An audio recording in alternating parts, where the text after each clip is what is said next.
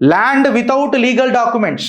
మన దరిద్రం దండయాత్ర. ఎందుకు నాకు కోపం వస్తుంది తెలుసా? ఎలా పాస్బుక్లు లేకుండా ఇంకా 59,898 ఎకరాల భూమి ఉన్నది ఇట్లానే తెలంగాణలో.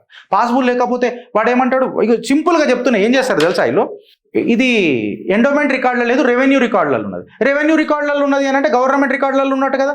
గవర్నమెంట్ రికార్డులలో ఉన్నది అంటే పోరంబోకు ల్యాండ్, అంటే గవర్నమెంట్ ఈ ల్యాండ్ని ఏమైనా చేసుకోవచ్చు. ఎండోమెంట్ ల్యాండ్ అయితేనే మన హక్కులు మొదలైతే మన హిందువులకు, అదే గవర్నమెంట్ అయితే నేను ఏమైనా చేసుకుంటా. అంటే ఇప్పుడు 59,898 ఎకరాల భూమి సంకనాకనికి రెడీ ఉన్నది. పాస్బుక్లు కూడా ఇయ్యలే. వక్ఫ్ బోర్డుకి ఎట్లా ఇస్తారా మీరు? వక్ఫ్ బోర్డుకి ఎట్లా ఇస్తారు? హిందూ అనేటోడు అడగకరా బాబు, అడగక. వీడికి ఆగిపోయిందా అంటే వీడికి ఆగుడు కాదు.